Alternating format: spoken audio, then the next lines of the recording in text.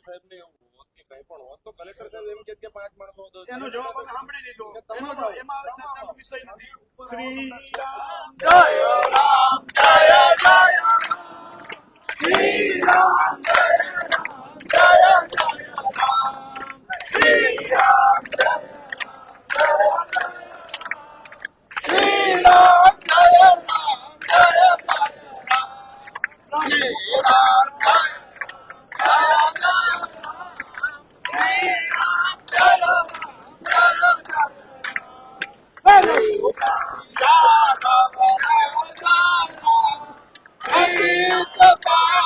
જય કાજલબેન ને ઇન્ટરવ્યુ કરવું છે. મીડિયાને જેટલાને ઇન્ટરવ્યુ જોતા હોય બધાને આપ્યા. પછી આપણે રામચોક બોલાવશું. જય રામ.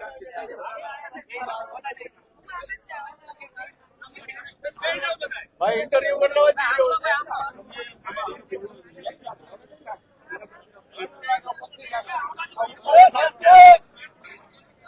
પરેશભાઈ, તમારી શાંતિથી તમે 3 માંગ લઈ અને આવેદન પત્ર આપવા માટે આવ્યા છો અને સભામાં પણ ખેડૂતોએ તમને રોક્યા છે કે એક સાધુના દીકરાને અમે ભૂખા ન રાખી શકીએ. બધા જ ખેડૂતોએ નિવેદન કર્યું કે આપણે ભૂખ હડતાળ નથી કરવાની, તમે અમારા સેનાપતિ છો, આપણે 3 ટાઈમ જમી અને લડવાનું છે. અને આવેદન પત્ર આપવા આવ્યા છો તો કલેક્ટર સાહેબે એવું કીધું છે કે તમે આરામથી 10-12 ખેડૂતો અથવા બધા ખેડૂતો અંદર આવી અને આવેદન પત્ર આપો. એ ક્યાંક અટ લઈને બેઠા છે કે અમે બહાર નહીં આવીએ, તમે અંદર આવો. તમારું એવું કેવું છે કે એ અહીં શાંતિથી આવે અને આવેદન પત્ર લઈ જાય. શું કહેશો? બેન, આ પ્રશ્ન છે 10-12 લોકોનો પ્રશ્ન નથી, આ જગતના તાજ સમગ્ર ગુજરાતના 56 લાખ ખેડૂતનો પ્રશ્ન છે.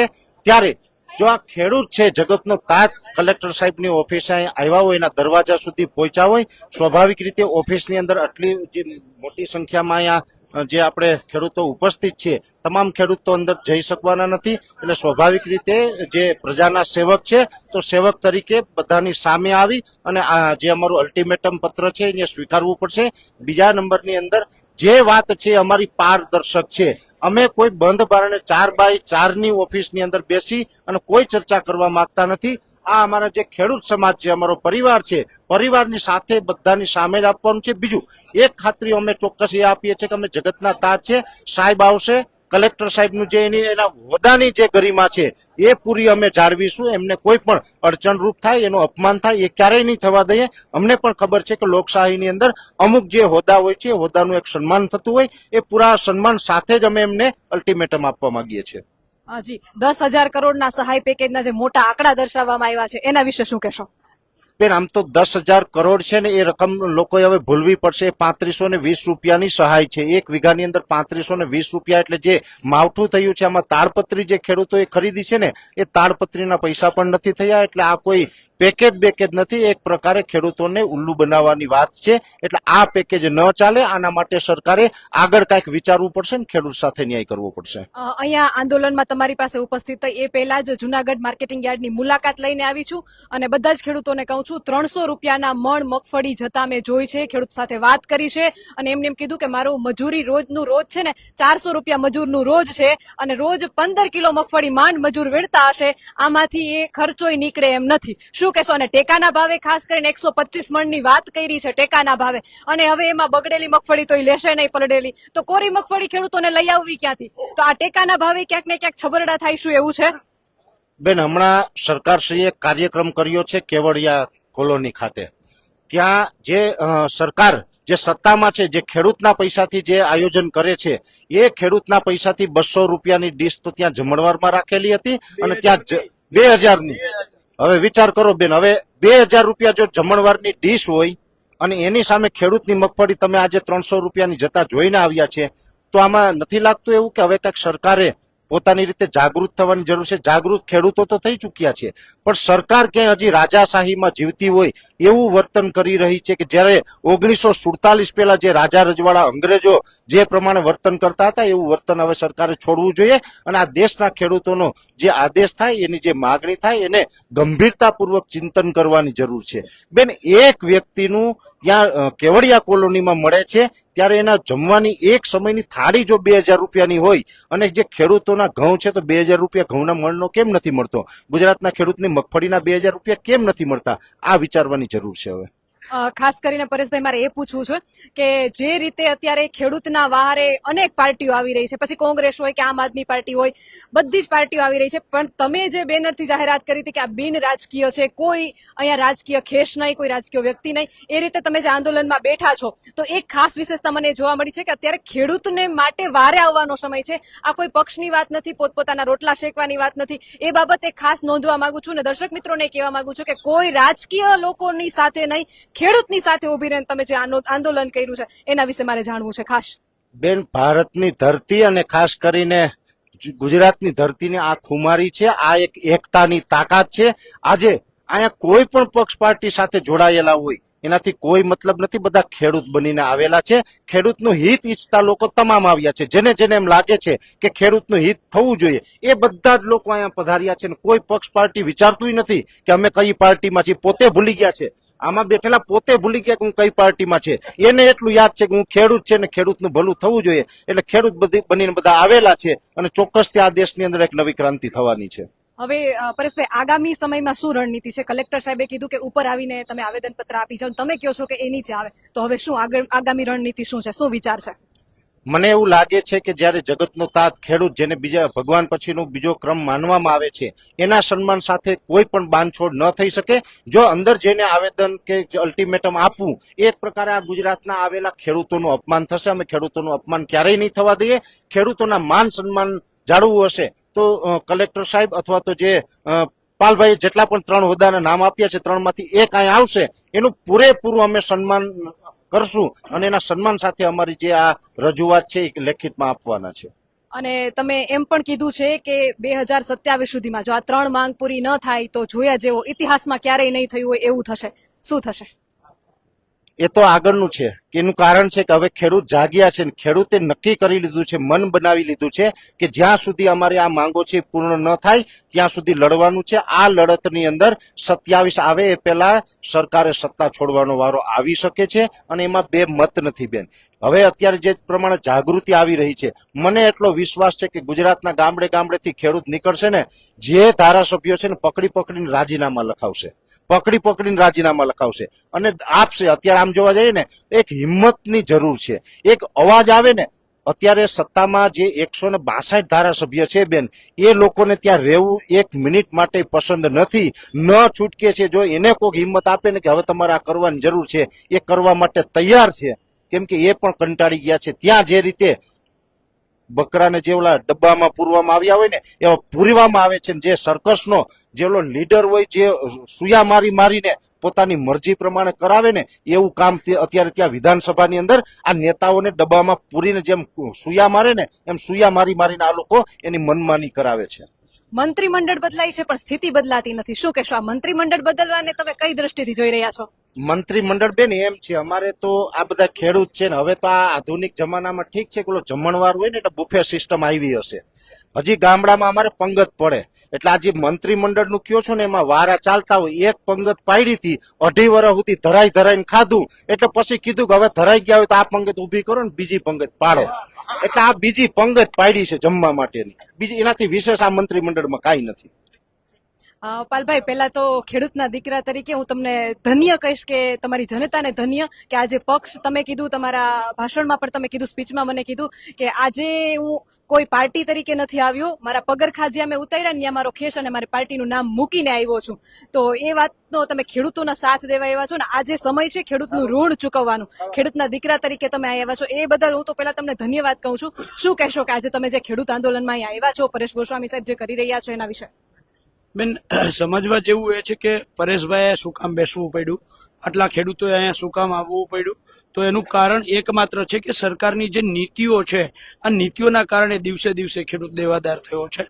સરકારે પાક વીમા યોજના બંધ કરી દીધી છે અને બીજી બાજુ છેલ્લી 7 સિઝનથી સતત જે કમોસમી વરસાદ પડ્યો એના કારણે ખેડૂતોની જે આજે દયનીય પરિસ્થિતિ થઈ છે. અને એમાંય ગયા વર્ષે દાખલા તરીકે જે અતિવૃષ્ટિ અને કમોસમી વરસાદ થયો, તો ગયા વર્ષના કમોસમી વરસાદનું સરકારે 1 વર્ષ પૂરું થયું 1 રૂપિયો આપ્યો નથી. ગયા વર્ષના અતિવૃષ્ટિમાં સરકારે 1750 કરોડનું પેકેજ જાહેર કર્યું, પણ 500 કરોડ પણ ચૂકવા નથી. સરકારના છેલ્લા 13 પેકેજો જાહેરાતો એવી છે કે એમાં સરેરાશ 35% રકમ ચૂકવવામાં આવી નથી. એટલે જાહેરાતો કંઈક અલગ થાય છે અને ખેડૂતોને કંઈક અલગ મળે છે, અને એની સામે ઉદ્યોગપતિઓ માલામાલ થાય છે, ઉદ્યોગપતિઓના દેવા માફ થાય છે. આખા 11 વર્ષની અંદર 25 લાખ કરોડ રાઇટ ઓફ કે માફ અને 44 લાખ કરોડ રૂપિયા ટેક્સના જતા કરીને ટોટલ 69 લાખ કરોડ રૂપિયા ઉદ્યોગપતિઓને ફાયદો કરે. બેનું સિમ્પલ એકદમ સાદી ભાષામાં કહું કે એક બાપના 2 દીકરા, એક ઉદ્યોગપતિ ને એક ખેડૂત. એક દીકરાને મોજે મોજ છે, તેમ છતાંય 69 લાખ કરોડ આપે છે, અને બીજો દીકરો એને ધંધામાં સંપૂર્ણ નિષ્ફળ જાય છે, 7 વખત નિષ્ફળ જાય છે, તોય 10,000 કરોડ રૂપિયા આપે છે. એટલે આ જે બાપમાં જે ફેર પડ્યો છે ને, એટલે દીકરા બાપની સામે થયા છે. ખરેખર આ બાપ નાલાયક છે. આ નાલાયક બાપ કહેવાય. આવો બાપ હોય જ નહીં કે સામાન્ય રીતે બાપને બંને આંખો સરખી હોય, પણ એક દીકરો જે ઉદ્યોગપતિઓ છે એના માટે કરોડો અબજો નહીં, ખરવો નિખરવો રૂપિયા, અને બીજા દીકરાને કાંઈ નહીં. એટલે આજે આ પરેશભાઈ લડાઈ કરે છે, અને એટલે કરશન બાપુ અહીંયા બેઠા છે, અને એટલે આ બધા જ ખેડૂતો અહીંયા પાછળથી જો મારા બાજુના ગામના દાત્રાણાના ઓલા ભાઈ છે ત્યાંથી, એટલે 300 કિલોમીટર થી આવ્યા છે અહીંયા ખેડૂતો. ઉના થી આવ્યા છે, ભાવનગર થી આવ્યા છે, મોરબી થી આવ્યા છે, બનાસકાંઠા થી આવ્યા છે.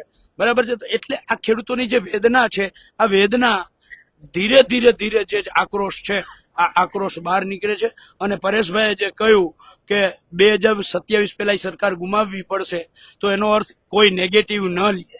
એનો કહેવાનો અર્થ એ છે કે હમણાં આ ખેડૂતોનું જેવી રીતે નુકસાન થયું, સરકારે 10,000 કરોડનું પેકેજ દીધું, અને ભાજપના જ કેટલાક હોદ્દેદારો હતા જેને રાજીનામા આપ્યા. બરાબર છે. એ જ રીતે ખેડૂતોનો માહોલ ગરમ થશે, એટલે જે સીટમાં બેઠેલા ધારાસભ્યો છે એને શંકા જાહે કે જો હવે હું ખેડૂતો ભેગો નહીં જાઉં તો પાછી હું ચૂંટણી નહીં લડી શકું, એટલે એ રાજીનામું આપશે.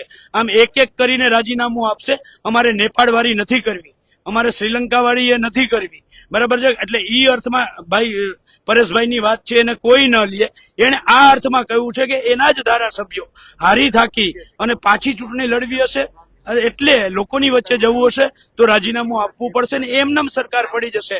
આ પરિસ્થિતિનું નિર્માણ થશે, અને પરેશભાઈનો કહેવાનો અર્થ પણ આ જ છે. પાલભાઈ, તમે હમણાં પરેશભાઈ જે કહી રહ્યા હતા કે અણજડનો ત્યાગ કરી તમે પરેશભાઈને રોક્યા છે અને કહ્યું છે કે સેનાપતિ 3 ટાઈમ જમીન તાકાતથી લડવાનું છે, શું કહેશો? બેન, આ સરકાર સામે કરશનભાઈ ભાદરકા બેઠા છે. હું યાદ કરું 2007ની ઘટના કે ત્યાં દલિત દીકરી ઉપર હોસ્ટેલમાં રેપ થાય છે, અને અમે બંને જણા 7 દિવસના ત્યારે ઉપવાસ કર્યા હતા. બરાબર છે. એના કારણે આંતરડાઓની તકલીફ થાય. 7 દિવસ ખાલી અંજળનો ત્યાગ કર્યો હતો ને, ત્યાર પછી મેં 21 દિવસના યુનિવર્સિટીના મને અનુભવ છે. વિદ્યાર્થી નેતાગીરી કરતા કરતા ત્યારે 21 દિવસના ઉપવાસ કર્યા હતા. આજની તારીખમાં આંતરડાની તકલીફ કોઈ ડોક્ટર ઠીક કરી શક્યો નથી. બરાબર છે. ભવિષ્યમાં માની લ્યો કે આ તો નફટ સરકાર છે, નિર્દય સરકાર છે, તો પરેશ ગૌસ્વામી જેવો સાધુનો દીકરો એ ખેડૂતો માટે થઈ અને એના શરીરમાં કાયમી ખોડખા પણ ઉભો થાય તો અમને ખેડૂતોને ક્યાંક ને ક્યાંક શરમ આવે, અમને ક્યાંક હેઠા જોવું પણ થાય. એટલે મેં ભાઈને કહ્યું કે આપણે સાથે મળીને લડાઈ કરવાની છે. જરૂર પડી તો પક્ષના અત્યારે ખેસ ઉતારીને અહીં બેઠો છું, જરૂર પડી તો હોદ્દાને પણ મૂકવાની તૈયારી છે. પણ આ લડાઈ ખેડૂતો માટે જ્યારે લડીએ છીએ ત્યારે પાર્ટીને બાજુએ મૂકીને આવ્યા છીએ, દિલથી લડીએ છીએ. એટલે પરેશભાઈને કહ્યું કે આ આપણે નથી કરવું. બાકી જો પોલિટિકલ વિચાર સાથે લઈને આવ્યો હોત તો હું એને કે ના ના તમે બરાબર કરો છો, આમ પીઠ થબડે જાહેરમાં વખાણ કરત. હું કામ તાકે તો એનાથી મોટું થાય, માહોલ ગરમ થાય, ભલે ના ખવાઈ જાય. ખપાવવો નથી. બહુ વર્ષો પછી એકાદો હિરલો વિરલો મળતો હોય છે. ખેડૂતોને મળ્યો છે એટલે એને ખપાવવો નથી ને ખોવો નથી, એટલે એને ના પાડી છે કે અંજળનો ત્યાગ નથી કરવો. ખેડૂતો માટે ખાસ આવ્યા છો ને, પક્ષની વાત કરી તો અનેક પક્ષો અત્યારે સમય નો લાભ લઈને રોટલા શેકવા માટે અનેક પાર્ટીઓ અત્યારે ખેડૂતોના હિત માટે સભાઓનું આયોજન કરી રહી છે. તો શું ખેડૂતોના વારે આવી રહી છે કે પોતાના હિત માટે 2027ની આ તૈયારીઓ ચાલી રહી છે? શું લાગે છે તમને? બેન, મને આવો ને આવો સવાલ બીજી ચેનલોમાં પણ પૂછવામાં આવ્યો હતો, ત્યારે એને મેં એમ જ કહ્યું હતું કે હું આ જવાબ છે એ પોલિટિકલ જવાબ થાય. જ્યારે હું ખેડૂત તરીકે અહીંયા બેઠો છું તો મારે ખેડૂત તરીકેનો જવાબ આપવો જોઈએ. એટલે હું એ પાર્ટીઓની સભાઓમાં ક્યાંય પડવા નથી માંગતો, એને કોઈ જવાબ નથી દેવા માંગતો. મેં ખેસ ગેટની બહાર મૂક્યો છે. આ જવાબ આ પૂરું થયા પછી ગેટની બહાર હું તમને આપીશ. અને ખાસ મારે એક ખેડૂતોને સંદેશ આપવો છે. આ વખતે મગફળી જે છે પલળી ગઈ છે, મોટા ભાગની મગફળી પલળી ગઈ છે. આવતા વર્ષે બિયારણનો ભાવ ખૂબ ઊંચો જવાનો છે. ખેડૂતોની બિચારાઓની સ્થિતિ એવી છે, આર્થિક સંકળામણ છે. ખેડૂતોએ કોરી મગફળી બચાવી શકે એમ નથી. વેપારીઓ અત્યારથી 1700-1800 નો ભાવ લઈ ખેડૂતના ઘરે ઘરે જઈ અને બિયારણ માટે સ્ટોક સંગ્રહ કરવા માંડ્યા છે. શું કહેશો એના વિશે? બેન, જો ટેકાના ભાવે મગફળી ખરીદી છે, સરકારે 125 મણ ખરીદવી હોય તો પેલા જાહેરાત કેમ ના કરી? પેલા એવું કહ્યું કે 9,33,000 રજીસ્ટ્રેશન, 15,21,000 મેટ્રિક ટનની ખરીદીની કેન્દ્ર સરકારની છૂટ. આજ સરકારને હું પૂછવા માંગુ છું કે તમે તો એમ કહો છો કે મામાના ઘેર જમણવાર અને મા પીરસનાર, તો પંજાબમાં સંપૂર્ણ ઉત્પાદન થાય એનું સંપૂર્ણ ટેકાના ભાવે ખરીદી કેન્દ્ર સરકાર કરે, તો અહીંયા તો મામા બેઠા છે મારા, તો મામાએ 100% મગફળી ખરીદીની કેમ જાહેરાત ના કરી? પંજાબ માટે મામા છે આ, અમારા માટે તો મામા કંસ છે. બીજી વાત, ટેકાના ભાવે જે ખરીદીની વાત છે બેન, 1452 રૂપિયા છે. આ જે કહેવાતી ગાંધીનગરમાં બેઠેલી અમારી માં, બરાબર છે, એણે ટેકાના ભાવ માટે જે કમિટીની રચના કરી, આ કમિટીએ તો 1800 રૂપિયાથી વધારે ભાવ નક્કી કર્યો છે. એણે એવું કહ્યું છે કેન્દ્ર સરકારને ભલામણ કરીને કે જો 1800 રૂપિયાથી વધારે ખેડૂતોને ભાવ ટેકાના ભાવે કેન્દ્ર સરકાર ખરીદે તો જ પોહાય એમ છે, નહીતર નથી પોહાય એમ. તો આ જે મા ગાંધીનગર છે, મામાએ વાત ના માની તો માએ બાકીના 400 રૂપિયા ઉમેર્યા શું કરવા નહીં? એટલે વા ગાંધીનગરમાં મામા કંસ બેઠા છે અને અહીંયા મા પૂતના બેઠા છે. એટલે અમારી હાલત જે કહેવાય છે ને, જયારે જયારે આ લોકો એમ કે ને કે મામાના ઘરે જમણવાર અને મા પીરસનાર, ત્યારે અમને મામા કંસ અને મા પૂતના યાદ આવી જાય છે. ખાસ કરીને એ પણ મારે જાણવું છે કે આંકડા જે આવ્યા છે નુકસાનીના, કોઈ વિસ્તારમાં 33% દર્શાવવામાં આવી છે, કોઈ વિસ્તારમાં 25% દર્શાવવામાં આવી છે, અને સર્વેની વાત કરીએ તો 85% સર્વે પૂરો થઈ ગયો છે. આ જિલ્લામાં એટલો સર્વે થયો છે. ખેડૂતો સાથે વાત કરીએ તો એમ જવાબ મળ્યો કે બેન અમારે ખેતરે તો કોઈ સર્વે કરવા આવ્યું જ નથી. તો આ પંચરોજ કામને થયું કઈ રીતે? તમને શું લાગે છે? બેન, એમાં સર્વેની બાબતમાં હું ધ્યાન દોરવા માંગુ છું કે પહેલા સર્વે ખેતરે ખેતરે કરવાના હતા, પછી એનો સામૂહિક વિરોધ થયો, ગામે ગામથી વિરોધ થયો. તલાટી મંત્રીઓએ, ગ્રામ સેવકોએ, વીસીઓએ, જે ખેડૂતના જ દીકરા છે, એને પણ સરકારમાં ધ્યાન દોર્યું. એટલે આ સર્વે છે ખેતરે ખેતરે જવાનો કેન્સલ કરી અને આખા ગામનો સામૂહિક સર્વે કરવાની વાત આવી. પણ એમાં ખાસ નોંધવા જેવી બાબત એ છે કે સર્વે પછી સરકારે એમ કહ્યું 40,000 કરોડનું નુકસાન છે. તો આ સર્વે કરવા વાળા જે અધિકારીઓ છે, સરકારના પાગિયાઓ, એને મારે કેવું છે, ખાલી હું એક એક્ઝામ્પલ આપું. મગફળી 66 લાખ મેટ્રિક ટનનું ઉત્પાદન થશે એવું સરકારે કહ્યું, તો એ મગફળીની જગ્યાએ સરકારે એમ કહ્યું 25% અમે ખરીદી કરશું. સરકારે એમ કહ્યું 15,021 મેટ્રિક ટનની અમે ખરીદી કરશું. તો સવાલ એ છે કે એનો અર્થ એવો થયો કે સરકાર 25 લાખ કરોડની મગફળી ખરીદવાની છે. 66 લાખ મગફળી મેટ્રિક ટનની ખરીદીનો ટોટલ ઉત્પાદનનો હિસાબ 1 લાખ કરોડ રૂપિયા થાય. જો 15,000 નો 25,000 કરોડ થતો હોય તો 66,000 નો 1 લાખ કરોડ રૂપિયા થયો. તો મગફળીમાં સરકારે એમ કહ્યું 85% નુકસાન થયું છે. તો એનો અર્થ એવો કે મગફળી એકલામાં 85,000 કરોડનું નુકસાન થયું છે. તો બાકીની મગફળી સિવાયનું કપાસ, સોયાબીન, તુવેર, મગ, મઠ, અડદ, ડાંગર, કપાસ, આ બધામાં નુકસાની જ નથી. મગફળી એકલાએ સરકારે નુકસાનીનો ટોટલ કરી દીધું. તમે 40,000 કયો છો અને તમારો જ સર્વે 85% નુકસાની, મગફળીનું ટોટલ ઉત્પાદન, તો એ સાબિત કરે છે 85,000 કરોડનું નુકસાન છે. તો તમારા આંકડા કરતા તો ડબલ મગફળી એકલાનું થયું. બાકીના બધાનું 10 લાખ કરોડનું ખેડૂતોને નુકસાની છે, એની અમે સરકાર 10,000 કરોડ આપવાની વાત કરે છે. એટલે ત્યારે બહુ સ્પષ્ટતા સાથે BS9 ના માધ્યમથી કહું કે પાક વીમા યોજના જો હોત આજે હયાત, તો ખેડૂતોને ઓછામાં ઓછા 2 લાખ કરોડનો પાક વીમો થાત, 1 લાખ કરોડનો પાક વીમો થાત. આ 1 લાખ કરોડના અમારા ચશ્મા જે હતા, આંખો હતી પાક વીમા યોજનાની, આ આંખો ફોડી અને સરકાર 10,000 કરોડ રૂપિયાનું ચશ્માનું દાન કરવા આવી છે. 1 લાખ કરોડની આંખો ફોડી અને 10,000 કરોડના ચશ્માનું દાન કરવા આવી છે. આ ખેડૂતો કેવી રીતે આ સ્વીકારે? એટલે ખેડૂતો ના પાડે છે કે નથી જોતું. અને એટલે પરેશભાઈ એમ કહે છે કે મારે 1 લાખ કરોડના જે ચશ્મા નહીં, આંખો છે એ પાછી આપો, એટલે પાક વીમા યોજના પાછી આપો. અમને અમારી પાક વીમા યોજનામાં જે વળતર મળવાનું હતું એ પાછું આપો. બરાબર છે. રતનસિંહ ડોડિયા છે, એમને તમને પૂછજો કે 2019માં 10,000 કરોડ આ સરકારના, જેમાં ગીરમાં બેઠા છીએ અને ઓલો ભરવાડ જેમ સિંહ પકડી લે તો પાછળનો પગ પકડીને સિંહના મોઢામાંથી ઘેટું પાછું ખેંચે ને, એમ પાક વીમા કંપનીઓ પાસેથી પાક વીમો અમે ખેંચીને આવ્યા હતા. બરાબર છે. એ 10,000 જો આજે યોજના હયાત હોત તો 1 લાખ કરોડ રૂપિયા ખેડૂતને મળવા પાત્ર હતા. 125 મણની વાત કરી છે, પણ મગફળી જે બગડી ગઈ એ તો ટેકાના ભાવે લેવાની નથી, તો કોરી મગફળી તો છે નહીં.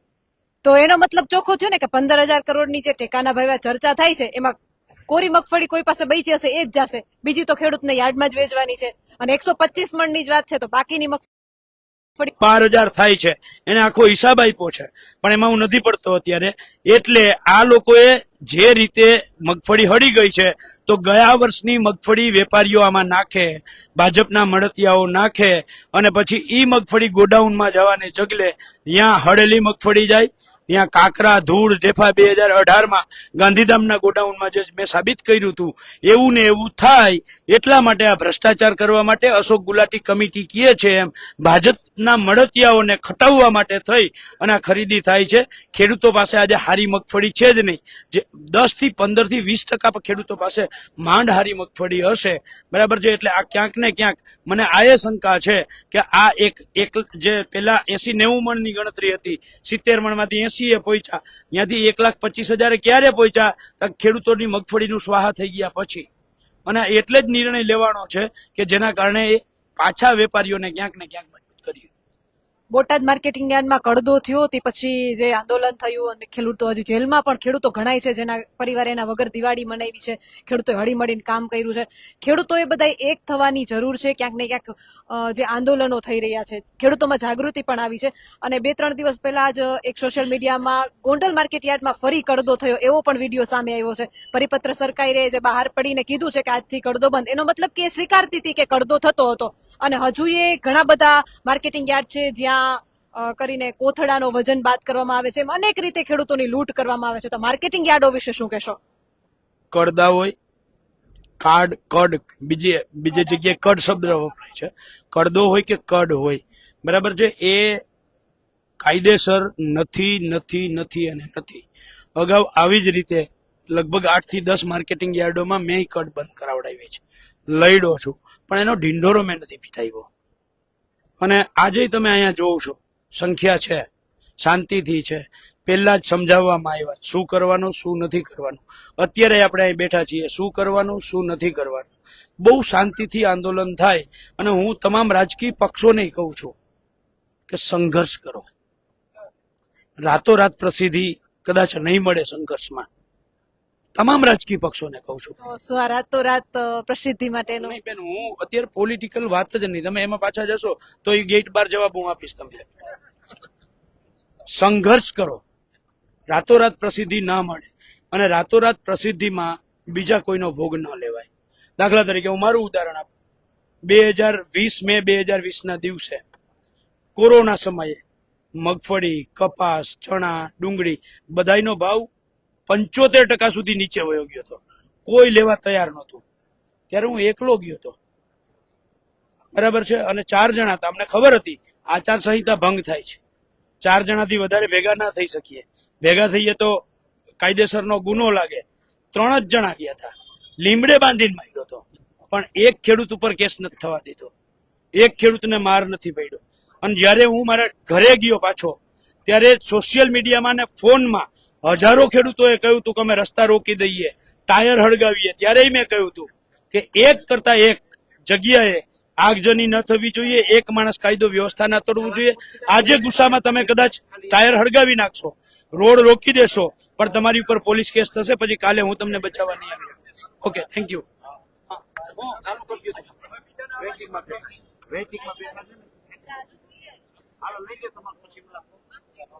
બાપુનું લેવું છે. બાપુ સાઈડમાં આવી જાવ તો વાત કરી લઈએ આપણે. બાપુ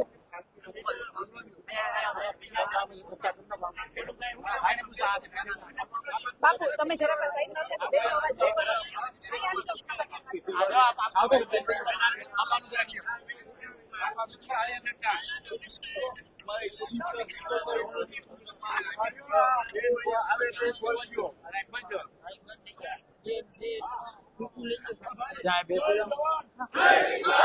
ઊભી જાઓ ને બાપુ, વાંધો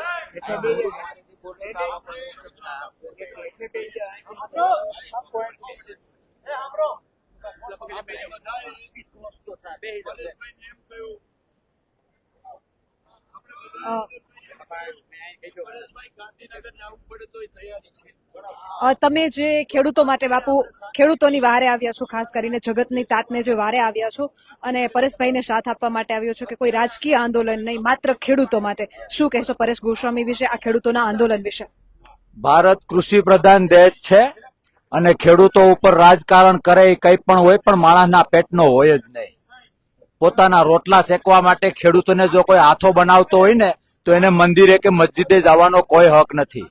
ધર્મની વાત કરતા હોય તો ધર્મ શું છે? સનાતનમાં જે ધર્મની વાત કરીએ તો પાયામાં ક્યાંક ને ક્યાંક કૃષિ તત્વ છે અને કૃષિ તત્વની પૂજા જો કોઈ કરતા હોય તો એ ખેડૂતો કરે છે. અને એ ખેડૂતોના ભોગે, એ ખેડૂતોના ખભે બંદૂક રાખીને જ્યારે આ સરકાર આ રીતના તાગડધીના કરે છે, જ્યાં ઇન્ડસ્ટ્રીયાલિસ્ટો છે, જે અબજોપતિ છે, એ લોકોને ધરાવવા માટે એ પાસે રૂપિયાનો કોઈ તૂટો નથી. અને અત્યારે જયારે ખેડૂતોને કઈ રિક્વાયરમેન્ટ હોય છે ત્યારે એ અલગ અલગ બાના આપે છે. અરે આ એને જે પૈસા આપ્યા છે ને, અમારી માયુએ આના કરતા તો વ્યાયેલી કૂતરીને રાબડી વધુ ખવડાવેલી છે. ખેડૂતોને સમજે છે શું? ખેડૂતના આશરા ધર્મને સમજે છે શું? ખોટી કૃષિ પ્રધાનની વાત હોય. અરે ભાજપ વેમમાં છે કે અમારી નદી મોટી છે, આ પાણી બધું હુકાઈ ગયું, 27માં ધોરું થઈ જાય. મારા શબ્દો યાદ રાખજો. આવું ન હોય. તમને જયારે ચૂંટણી આવે ત્યારે જગતનો તાત, જય જવાન જય કિસાન. ખેડૂત હું કઈ હોતોલા હોનું માંગે છે? પોતાના છોકરા પરણાવવા માટે માંગે છે. એનો હક છે ભાઈ. કુદરતી પ્રકોપ થયો છે. અમે તો ચોખ્ખું કહીએ છીએ, હોર થાય તો સરકારની જવાબદારી છે કે નહીં? આ એક કુદરતી હોર છે, એક પ્રકોપ થયો છે, કુદરતી માર પડ્યો છે. ખેડૂતોને જે રીતે થતું હોય, અરે ક્યાં કહીએ કે 1 રૂપિયો વધારે આપો, તાકાત હોય તો જેટલું નુકસાન થાય એટલું આપો, અથવા મારે ન બોલવું જોઈએ, અથવા ચૂપચાપ સ્વીકારી લ્યો કે અમે માઈ કાંગલીના છીએ, ખેડૂતોથી અમારાથી કઈ થાય એમ નથી, એવું સ્વીકારો. બે મોઢાની વાત કરે છે ને, એ નથી સમજાતું. અને પરેશભાઈ ગોસ્વામીને, એમની જનેતાને, એના પપ્પાને હું વંદન કરું છું, તમારા માધ્યમથી દંડવત કરું છું. એ માણસ, માનો કે હું અત્યારે બોલી રહ્યો છું, કદાચ કાલે સવારે ચૂંટણી લડું, બીજી કોઈ પાર્ટીનો માણસ હોય, કદાચ કાલે ચૂંટણી લડે, આ બધાનો લાભ મળે. ક્યાંક ને ક્યાંક સ્વાર્થ છે, પણ એ મળદનો દીકરો જાહેર કરેલું છે કે હું ચૂંટણી નહીં લડું. અને એમ છતાંય જો એ કિસાનો માટે લડતો હોય તો એક ખેડૂત તરીકે ને એક ખેડૂતના દીકરા તરીકે હું એને સાથ ના આપું ને તો મારું ધાવણ લાગે. એટલા માટે અમે બધા આવ્યા છીએ. સરકારને બેન તમારા માધ્યમથી કહું છું કે બુદ્ધિનો છાંટો હોય ને, બુદ્ધિનો છાંટો, તો આમાંથી સમજી જાય, બાકી એનો બધો જ ભ્રમ જતો રહેશે. અરે ચીટર છે બેન, ચીટર. આમાંથી કોઈ પણ ખેડૂતને પૂછો, 200-500 રૂપિયા ઉછીના આપ્યા હોય અને પાછા ના આપે ને તો એ ગામમાં એને ચીટર કહે કે આનું ઘરનું પાણી ના પીવાય ને, આના ઘરને પાણી પીવાય પણ નહીં. હા કે ના? તો આ સરકારે ચીટિંગ કર્યું છે. 2019 નો મંજૂર થયેલો પાક વીમો 6 વર્ષ થયા, હજી સુધી નથી આપ્યા. 6 વર્ષ તમારા પૈસા હું મારી પાસે રાખું ને તમને બાના આપ્યા કરું તો હું ચીટર કહેવાઉં કે નહીં? જો હા, તો સરકાર ડંકાની ચોટ ઉપર ચીટર છે અને ખેડૂતોની ચીટ કરી છે. માફ કરવામાં નહીં આવે. આ તો હજી શરૂઆત છે. અને હમણાં ખરોપિયાની જે વાત થઈ ને બેન, આ ખેડૂતોમાં એ તાકાત છે. ખરોપિયાથી ઢાંઢાઓને, બળદને કંટ્રોલ કરી શકે, હાથીને કંટ્રોલ કરી શકે. સીધી હાયરમાં હાથી જાતું હોય ને તો નિંદામણ જ પેલું થાય, હાયરને દાગ ન લાવવા દે. આ ખેડૂતો પેઢીઓથી આ કરતા આવ્યા છીએ. 27માં કયું નિંદામણ બહાર નાખવું અને કયા પાકને મોટો થવા દેવો ને આ ખેડૂતો જાણે છે. અને આમાંથી બોધપાઠ આ લોકોને લેવાની જરૂર છે. જી. ખાસ સરકાર જ્યારે સનાતન ધર્મની વાતો કરતી હોય ત્યારે ગૌ હત્યા જે દેશમાં થઈ રહી છે એના વિશે શું કહેશો? ધર્મ આમાં છે ક્યાં? ધર્મ શું? રામ રાજ્યની આપણે વાત કરીએ. હું અનેક વખત બોલ્યો છું કે ક્યાંય રામાયણમાં Dasharath private limited, Lakshman private limited એવું ક્યાંય જોયું? કંપનીઓ, મલ્ટીનેશનલ કંપની જોઈ? એ બધી વસ્તુનો વિરોધી નથી, પણ પ્રકૃતિ પ્રેમી હોવું ખૂબ જરૂરી છે જો રામ તત્વ મારામાં અથવા તો સરકારમાં હોય તો. અને ખેડૂત સૌથી નજીક પ્રકૃતિ પ્રેમી તરીકે જીવન જીવાડે છે. એટલે ક્યાંક ને ક્યાંક ધર્મને પોતાના સ્વાર્થ માટે ગવર્મેન્ટ ઉપયોગ કરતી હોય એ સ્પષ્ટ છે. બાકી તો ખેડૂતોને આ રીતે રોડ ઉપર ના ઉતરવું પડે બેન. જી. 10,000 કરોડના સહાય પેકેજને તમે કઈ રીતે જોઈ રહ્યા છો? બટકું બટકું નાખ્યું છે ખેડૂતોને એ લોકો શું સમજે છે કયા બાબતે જે ઇન્ડસ્ટ્રી રોકાણોમાં જે કરોડોની જમીન હોય એ એક એક રૂપિયામાં આપી દેવામાં આવે છે એની સાથે આ સરખામણી કરો તો બટકા કરતા પણ આ અપમાન છે આવું ન ચાલે બેન અને મને તો હજી એક બીજો ડાઉટ છે આજ સુધી કોઈએ પેલું નથી કર્યું એ લોકો જે સહાય આપશે પછી અને જે પેલો ટેકાના ભાવે જમીન પેલું લે છે ને ભાઈ પાક આપણો મોસમ જે લે છે પાછળથી 3 એકા ના કાઢે કે તમારો માલ અમે ટેકા ભાવેથી લીધો એટલે 3500 તમને નહીં આપીએ આવા નાટક કરવામાં હોશિયાર છે આવું ન કરે તો વિશેષ સારું જી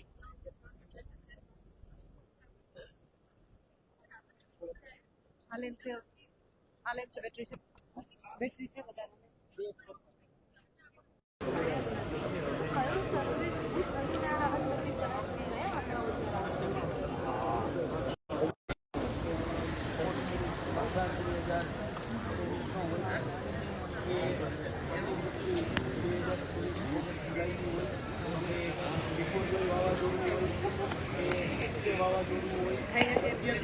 અવાજ નહીં આવે કારણ કે જો 2000 રોવે બંધ થાય તો જાય થોડીક વાર જારવો થોડુંક ચાર્જિંગ થઈ ગયું ત્યાં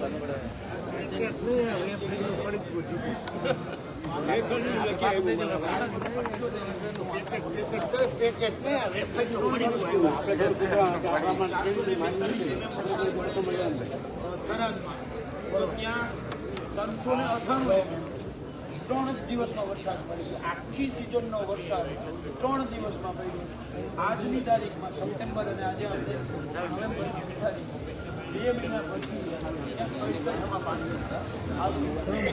ખેડૂતને 35% 33% સરકારી કાઉન્ટ કરે છે પછી આવું પણ આ તાજો સપ્ટેમ્બર બરાબર છે હવે આખું ખેતર